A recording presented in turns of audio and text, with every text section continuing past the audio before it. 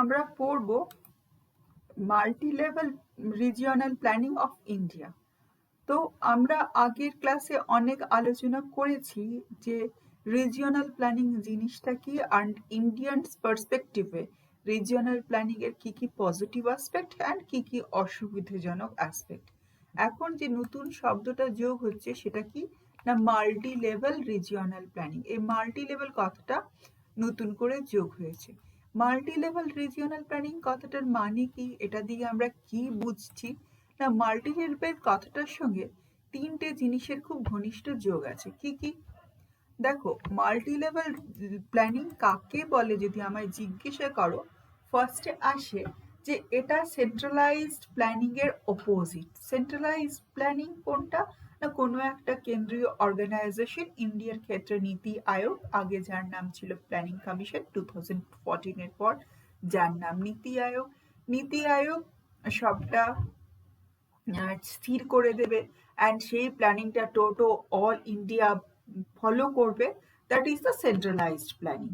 কিন্তু India is a full of diversities, তোমরা জানো, rural to rural, community to community, region to region, অনেক needs, মানুষের basic needs পাল্টে যায়, চাহিদা পাল্টে যায়, ডিমান্ড পাল্টে যায় এবং প্ল্যানিং এর অ্যাসপেক্টও পাল্টে যায়। সেজন্য যে জিনিসটা দরকার, that is the multi level planning.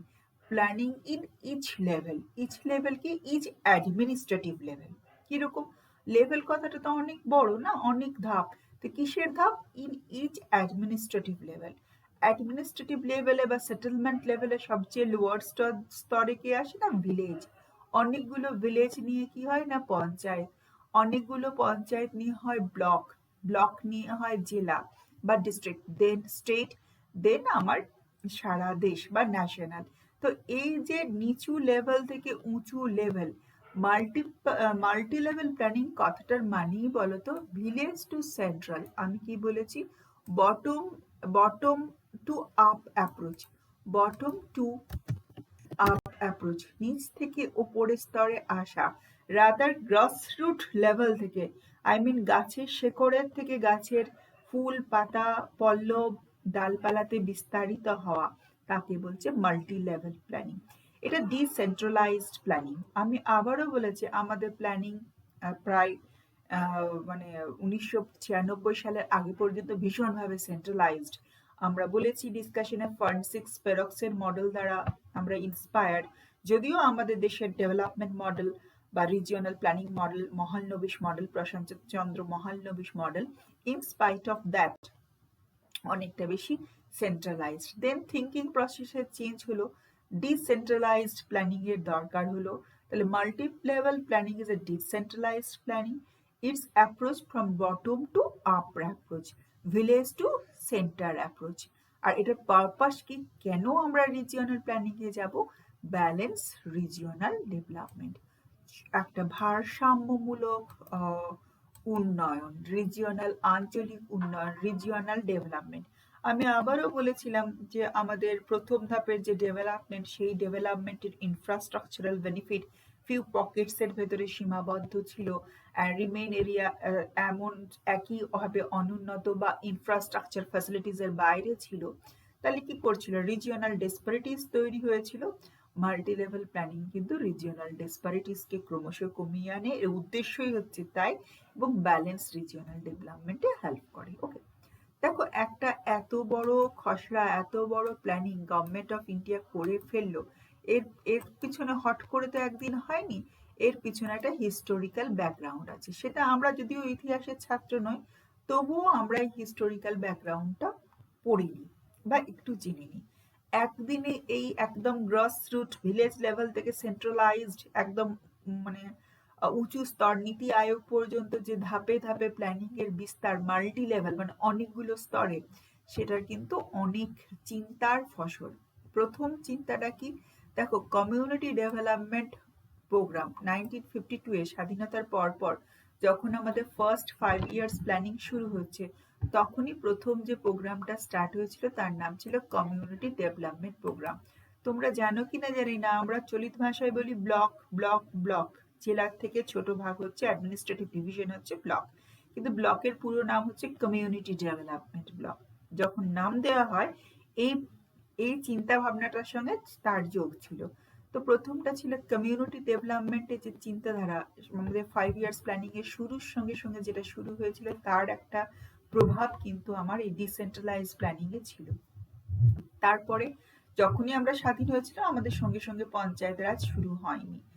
এই বলবন্ত রায় মেহতা 1957-এ একটা কমিটি তার আগে গঠিত হয়েছিল। 1957-এ রেকমেন্ড করে যে গ্রাস রুটে কোনো প্ল্যানিংকে নিয়ে যেতে হলে বা একেবারে সমাজের সমস্ত স্তরের মানুষেরা কোনো গভর্নমেন্ট স্কিমের ফেসিলিটিসের আওতায় আনতে গেলে বা ইনফ্রাস্ট্রাকচার ফেসিলিটি সবার ভেতরে ইউনিফর্মলি ডিস্ট্রিবিউট করতে গেলে একটা সিস্টেমের দরকার। উনি প্রথম এই 3 টায়ার পঞ্চায়েত সিস্টেমটা আমি পরে আলোচনা করছি।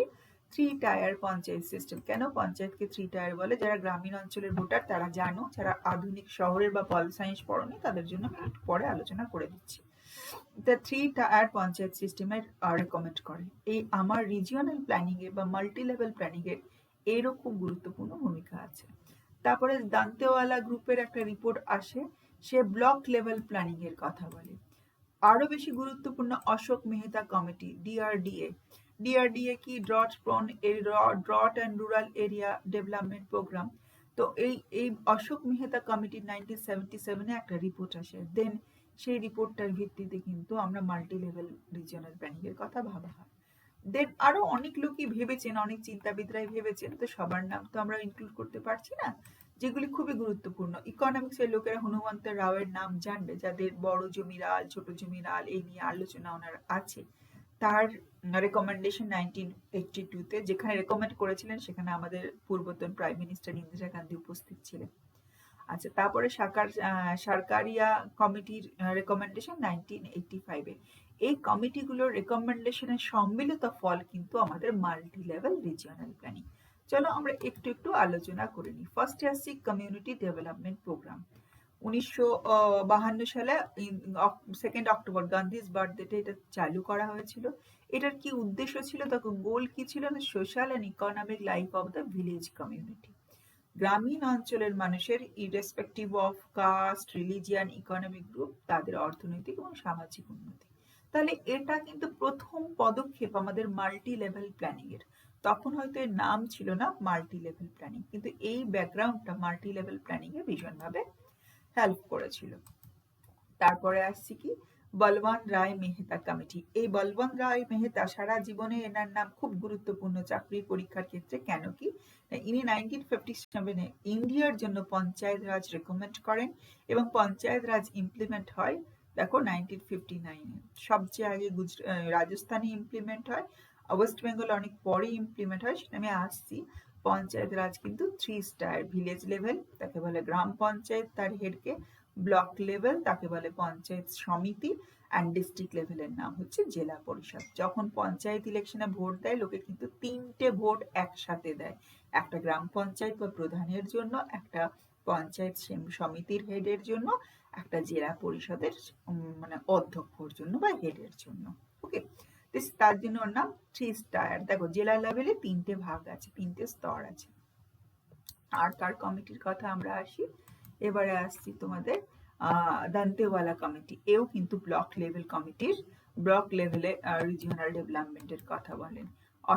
তারপরে আচ্ছা, অশোক মেহতা কমিটির কথায় আমি আসি। অশোক মেহতা কমিটির রিপোর্টে আছে 1977-এ অশোক মেহতা কমিটিকে নিযুক্ত করা হয় যে কিভাবে রিজিওনাল প্ল্যানিং করা হবে বা পঞ্চায়েত রাজকে কিভাবে ইমপ্লিমেন্ট করা হবে। ইনস্টিটিউশন গড়ে দিলে তো হবে না, প্ল্যানিংকে কিভাবে নিয়ে যাবে।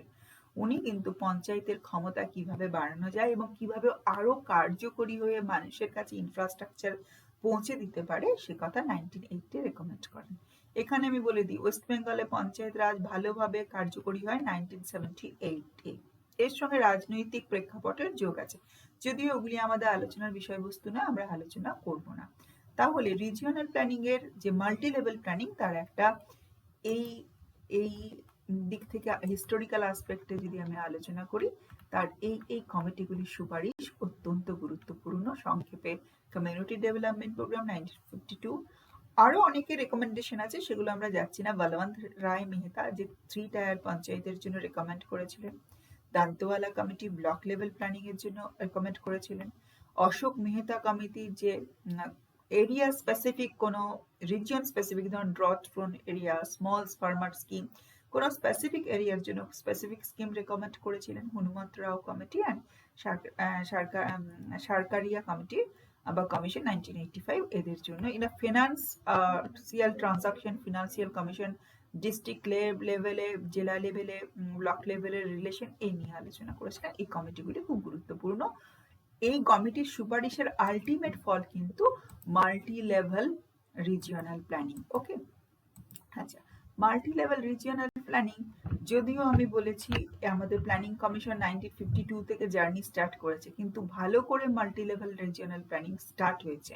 রিজিওনাল প্ল্যানিং অনেক আগে স্টার্ট হয়েছে, মাল্টি লেভেল স্টার্ট হয় আমাদের সংবিধানের 73 অ্যামেন্ডমেন্ট হচ্ছে সংবিধান সংশোধনীকে বলে অ্যামেন্ডমেন্ট, 1992-তে হয় এবং সেটা ইমপ্লিমেন্ট হয় 93-তে, এবং তাতে কিন্তু পঞ্চায়েত রাজের স্ট্যাটাস বৃদ্ধি করা হয়। আর 1996-এ পঞ্চায়েতে women reservation, local area community representation, তো বলে না এত পার্সেন্ট অনগ্রসর তফসিলি অধিবাসীদের জন্য সিট রিজার্ভেশন, এই সমস্ত পলিসির মাধ্যমে আমরা আলটিমেটলি কিন্তু মাল্টি লেভেল রিজিওনাল প্ল্যানিং এর স্কিমে আসতে পেরেছি। 1992-এ 73 কনস্টিটিউশনাল অ্যামেন্ডমেন্ট আর 1996-এ পঞ্চায়েত রাজ অ্যাক্ট, এগুলি কিন্তু অত্যন্ত গুরুত্বপূর্ণ ভূমিকা পালন করে আমাদের রিজিওনাল প্ল্যানিং এর ক্ষেত্রে। আচ্ছা, এরপরে আমরা চলে আসছি মাল্টি লেভেল। মাল্টি লেভেল জিনিসটা কি, দেখো এটা আমি একটু ছোট করি তোমাদের বুঝতে তাহলে সুবিধা হবে। আমি কি বলেছি, একদম মানে ছোট এরিয়া থেকে ব্লক এরিয়া থেকে, দেখো আমি যদি ছবিটা দেখতে যাই, ডিস্ট্রিক্ট এরিয়া থেকে স্টেট, তারপর থেকে nation, state, subdivision, district, local area এবং ছোট ছোট এরিয়া, এই যে ধাপে সাজানোর যে চিন্তাধারা, সেটাই কিন্তু আমার মাল্টি লেভেল রিজিওনাল প্ল্যানিং। এবার মাল্টি লেভেল রিজিওনাল প্ল্যানিং এর অনেকগুলি আসপেক্ট আছে। Multi level regional planning of ইন্ডিয়ার কটা স্টেপ আছে না, 5টা স্টেপ আছে। কি কি? সেন্টার স্টেপ, স্টেট স্টেপ বা ফেজ, যাই বলো না কেন, ডিস্ট্রিক্ট, ব্লক অ্যান্ড ভিলেজ। ভিলেজটাকে পঞ্চায়েত স্তরও বলা হয়। পঞ্চায়েত স্তর হচ্ছে 3 টায়ার সিস্টেম। আমি আবারও বলেছি 92 এর অ্যামেন্ডমেন্ট খুব গুরুত্বপূর্ণ ভূমিকা পালন করে। এই 92 এর অ্যামেন্ডমেন্ট, সেখানে অনেক বেশি পঞ্চায়েতকে ক্ষমতা দেওয়া হয়েছে যে ব্লক স্তরে, ভিলেজ স্তরে এবং রিজিয়ন স্পেসিফিক স্তরে তার প্ল্যানিংকে ইমপ্লিমেন্ট করতে পারে। আচ্ছা, এখানে 2-5টা কথা বলে দিই। যখন আমি ন্যাশনাল লেভেলে একেবারে প্ল্যানিং এর কথা বলবো, মাল্টি লেভেল প্ল্যানিং এর কথা বলবো, তোমরা জানো তো তার প্রেসিডেন্ট হচ্ছে আমাদের, তার হেড হচ্ছে গভর্নমেন্টের প্রেসিডেন্ট, এবং তার কাউন্সিল অফ মিনিস্টারের হেড হচ্ছে কে না, প্রাইম মিনিস্টার। এগুলো তো খুব মানে স্বাভাবিক ঘটনা, তাই না?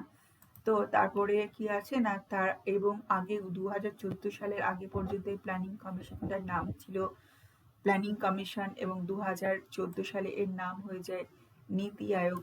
তারা ফুল টাইম এক্সপার্টের ভেতর দিয়ে প্ল্যানিংকে স্থির করে। প্ল্যানিং একলা ডিসিশন নয়, administrative decision for the regional development. Okay, তাতে সেক্রেটারিয়েট থাকে, তার একটা গঠন আছে, একবার রিড আউট করে নেবে। এবারে বলি প্ল্যানিং জিনিসটা কি। আমার রাজ্যের হস্তক্ষেপ থাকবে, সেন্ট্রালের হস্তক্ষেপ থাকবে এবং উভয়ের ভেতরে বোঝাপড়া থাকবে। তোমরা জানো আমাদের সংবিধানে শিডিউল বা আর্টিকেল 246 যেটা আছে, সেখানে কিন্তু আমার একটা জিনিস বলা আছে, আমরা যে সমস্ত জিনিস নিয়ে আলোচনা করি তার 3টে লিস্টে দেওয়া থাকে। সেই লিস্টগুলোকে কি বলে, সেই লিস্টগুলোকে একটাকে বলে ইউনিয়ন লিস্ট, একটাকে বলে স্টেট লিস্ট, আর একটাকে বলে কনকারেন্ট লিস্ট। ইউনিয়ন লিস্টে 97 বিষয় থাকে যেগুলি কেন্দ্রীয় সরকার স্থির করে। স্টেট লিস্টে 66 আইটেম থাকে, সেটা স্টেট স্থির করে। এবং কনকারেন্ট লিস্ট আমি এখানে বলে রাখি, যদিও এখানে প্রাসঙ্গিক নয়, শিক্ষা হচ্ছে কনকারেন্ট লিস্ট, ঠিক আছে, উভয় স্থির করতে পারে। তো রিজিওনাল প্ল্যানিং কিন্তু উভয় লিস্টে আছে, রাজ্য স্থির করতে পারে, আর মানে ভিলেজ লেভেল থেকে শুরু করে সেটার সঙ্গে পারফেক্ট অ্যাসিমিলেশন, পারফেক্ট ব্যালেন্স বা ম্যাচিং হয়ে সেন্ট্রাল গভর্নমেন্টও স্থির করতে পারে। চলো এবারে আরেকটা জিনিস বলে রাখি, এই তো এত বড় কর্মকাণ্ড করবে আঞ্চলিক উন্নয়নের জন্য, রিজিওনাল উন্নতির জন্য। তো এইসব কর্মকাণ্ড করার জন্য বেসিক্যালি 3টে ডিপার্টমেন্ট আছে, 3টে সেগমেন্ট আছে। আমি যদি আজকের পার্সপেক্টিভে বলি, এই ডিপার্টমেন্টগুলোর নাম আমরা জানি, অথচ অতটা সিস্টেমেটিক ভাবে জানি না। এই নামগুলো একটু জেনে নিই। একটা হচ্ছে ডেভেলপমেন্ট ডিপার্টমেন্ট। ডেভেলপমেন্ট ডিপার্টমেন্টে কে কে আছে? রাজ্য সরকারও এই ডেভেলপমেন্ট ডিপার্টমেন্টগুলি আছে, কেন্দ্রীয় সরকারেও আছে। এতে agriculture, animal husbandry, rural development, public works, industries, cottage industries, এই ডিপার্টমেন্টগুলি আছে। তবে social welfare department, social welfare department কি করে না, ও হচ্ছে আরেকটা সেগমেন্ট এই রিজিওনাল প্ল্যানিং এর, যারা education, health, sanitation, social welfare দেখে। আরেকটা ডিপার্টমেন্ট হচ্ছে কোঅর্ডিনেটিং ডিপার্টমেন্ট, যে কি করে এই দুটোর মাঝামাঝি বিষয়গুলিকে দেখে। এর মাঝামাঝি বিষয়গুলি কি না, মানে having home, revenue, finance, planning, অর্থনৈতিক, রেভিনিউ কালেকশন, আর home loan, home shelter, emergency service, এগুলিতে আছে কোঅর্ডিনেটিং ডিপার্টমেন্ট।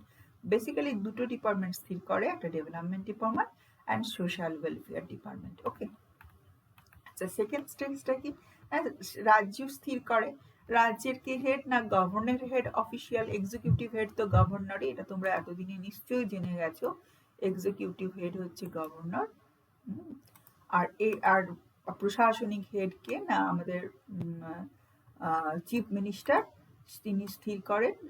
চিফ মিনিস্টার, তার কাউন্সিলে অনেক বোদ্ধা, প্ল্যানিং এর জ্ঞান সম্পর্কে জ্ঞান থাকা মানুষ থাকেন, তারা অ্যাডভাইস দেন রিজিওনাল অঞ্চলের ডিসপারিটিস কিভাবে রিমুভ করে আমরা ডেভেলপমেন্টের দিকে যেতে পারবো। এবার ডিস্ট্রিক্ট লেভেলে আসি। ডিস্ট্রিক্ট লেভেলের 3 লেভেল থাকে। হ্যাঁ, কিরকম? একটা ডিস্ট্রিক্ট লেভেল, একটা ভিলেজ লেভেল, একটা ব্লক লেভেল। আমি একটু আগে সেই কথাটা বলেছি কি না, ডিস্ট্রিক্ট লেভেলে যে থাকে তার নাম জেলা পরিষদ, তার নিচে থাকে ব্লক লেভেলে পঞ্চায়েত সমিতি, আর তার নিচে গ্রাম পঞ্চায়েত। ঠিক আছে, এবারে দেখো ব্লক লেভেলে থাকে। আচ্ছা, ব্লকের কি রকম সাইজ সেফ হবে সে সম্পর্কে গভর্নমেন্ট বলে দিয়েছে, নাহলে তো আমার মানে প্ল্যানিং এর বেনিফিট সব মানুষের সমস্ত সেগমেন্টে গিয়ে পৌঁছবে না। কিরকম জিনিসটা, যে ব্লক লেভেল প্ল্যানিং এর জন্য প্রথম 5 ইয়ার্স প্ল্যানিং এ কিন্তু প্ল্যানিং বানানো হয়েছিল। প্ল্যানিংটা কিরকম ছিল বলো তো, যে 100টা ভিলেজ নেওয়া হবে এবং যার পপুলেশন 60,000 এর মতো হবে, তার থেকে বেশি হবে না, তবে সেটা একটা ব্লক, সেখানে কিছু প্ল্যানিং ইমপ্লিমেন্ট হওয়া পসিবল হবে। আর এগুলোর কি উদ্দেশ্য ছিল? লোকাল রিসোর্স, দেখো না আমাদের দেশ তো এত full of diversities, hilly region একরকম, প্লেন রিজিয়ন একরকম, তাহলে যেখানে যেরকম নিডটা কিরকম, কিসের ওপর নির্ভর করে? লোকাল হিউম্যান বিং এর নিড অ্যান্ড লোকাল রিসোর্স, যে স্থানীয় যে সম্পদ আছে, লোকাল রিসোর্স মোবিলাইজেশন। অ্যান্ড সেকেন্ডটা দেখো, কোনো জিনিস পপুলেশনকে ইনক্লুড যদি করতে না পারে গভর্নমেন্ট, কোনো জিনিস সফল হয় না। তাহলে people's participation is very important, participation of people in decision making and development scheme. যার ডেভেলপমেন্ট করবে তাকে যদি স্কিমে ইনক্লুড না করা হয়, সেই ডেভেলপমেন্ট কিন্তু অর্থহীন। এখানে আমি একটা কথা বলি, কত রকমের রিসোর্স মোবিলাইজেশন স্কিম হয়। দেখো এখানে আমি চাই, তাহলে তোমরা জানতে পারবে কত রকমের রিসোর্স মোবিলাইজেশন স্কিম হয়। আচ্ছা, দেখো না, একটু আগে আমি বলবার চেষ্টা করেছি। দেখো, এই ড্রট প্রোন এরিয়া প্রোগ্রাম, তাহলে ড্রট প্রোন এরিয়া প্রোগ্রাম নিশ্চয়ই ড্রট প্রোন এরিয়ার জন্য, যেখানে ভীষণ বৃষ্টিপাত হয়, চেরাপুঞ্জির জন্য নয়। ডেজার্ট এরিয়া ডেভেলপমেন্ট প্রোগ্রাম, দেখো হিল এরিয়া ডেভেলপমেন্ট প্রোগ্রাম, এসব রয়েছে না? হ্যাঁ, তাহলে যেটা যে অঞ্চলের জন্য গুরুত্বপূর্ণ, সেই অঞ্চলের রিসোর্স মোবিলিটির উপর ডিপেন্ড করে গড়ে ওঠে। ওকে, তারপরে আমরা চলে আসছি, তাহলে ওভারঅল 3 লেভেল যে প্ল্যানিং, পঞ্চায়েত রাজ থেকে একদম সেন্ট্রালাইজ নীতি আয়োগ পর্যন্ত, একটি গ্রাম থেকে নীতি আয়োগ পর্যন্ত 5টা ধাপ আছে। সেই ধাপগুলো কি কি কাজ করে থাকে দেখো, আমি ABCD করে লিখেছি। যে agriculture and allied activities, minor education, soil conservation, সমস্ত কাজই করে থাকে। Water management, animal husbandry, fishery, forestry, food processing, ছোট industry, cottage industry, local infrastructure, rural health, education, sanitation, local transport, welfare. Overall ইউথদের জন্য স্কিলড বা এমপ্লয়মেন্ট অপরচুনিটি তৈরি করা, ওদের স্কিল এনহান্সমেন্টের জন্য প্রোগ্রাম করা, এই সমস্ত কাজগুলি করে থাকে। ওকে, এরপরে আমি চলে আসছি, তো দেখো আচ্ছা, মাল্টি লেভেল রিজিওনাল প্ল্যানিং এর তাহলে আমি ধাপগুলো বলেই দিয়েছি, ওকে।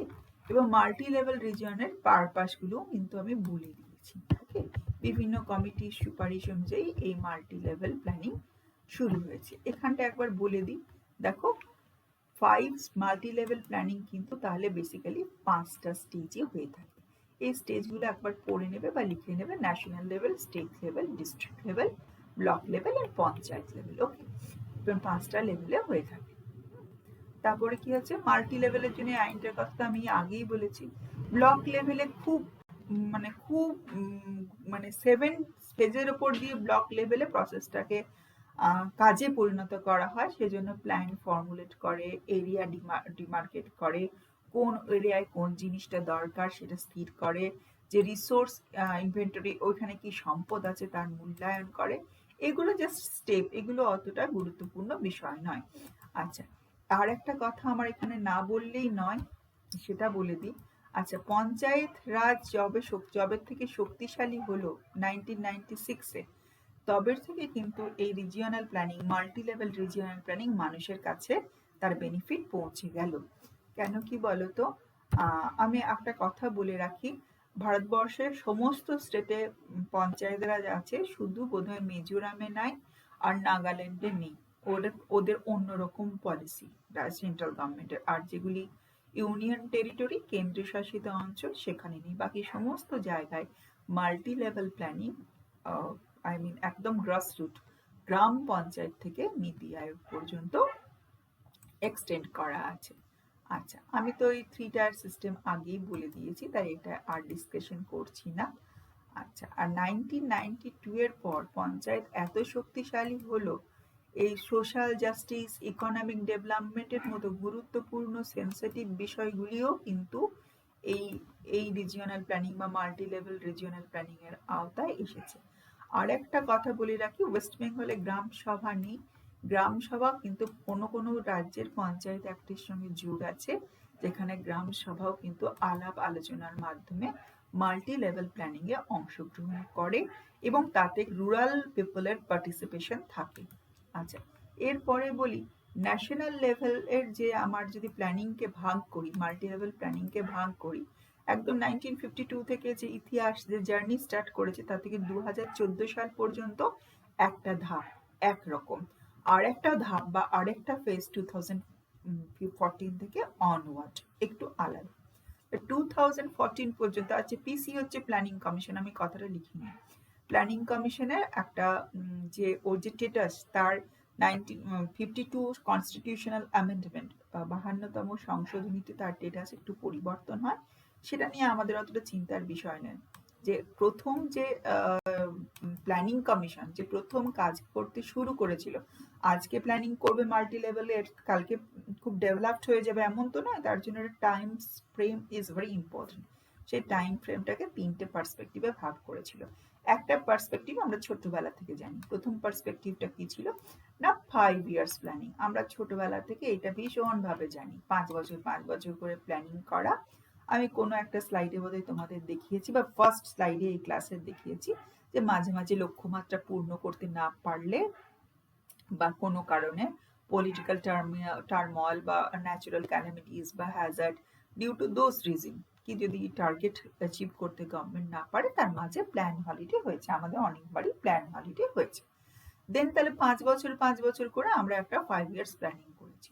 দেন সব জিনিসই তো 5 বছরের উন্নতি হবে না, কখনো কখনো লং টার্ম প্ল্যানিং এর প্রসেসে আমরা গেছি। যেমন ফ্যামিলি প্ল্যানিং প্রোগ্রাম, একদিনে কি উন্নতি হয়ে যাবে, একদিনে কি ফ্যামিলি ছোট হয়ে যাবে, বা একদিনে কি পপুলেশন কন্ট্রোল এসে যাবে, সে তো হবে না। তাহলে ওটার জন্য 15 থেকে 25 ইয়ার্স লং টার্ম স্কেলে রেখেছি। আর একটা কিছু জিনিস অ্যানুয়াল প্ল্যান। অ্যানুয়াল প্ল্যান কোনগুলো, গমের প্রোডাকশন, ধানের প্রোডাকশন, তৈলবীজের প্রোডাকশন, এগুলো অ্যানুয়াল প্ল্যান। তো 2014 বা 2017 পর্যন্ত আমরা যে প্ল্যানিং করেছি, সেটা ফার্স্ট হাফ 3টে স্কেলে, একটা হচ্ছে 5 ইয়ার্স প্ল্যানিং, একটা হচ্ছে লং টার্ম স্কেল যেটা 15 to 25 ইয়ার্স, আর লাস্ট হচ্ছে another annual plan, okay. Agriculture বা ইন্ডাস্ট্রিয়াল প্রোডাকশনের ক্ষেত্রে annual plan is very important.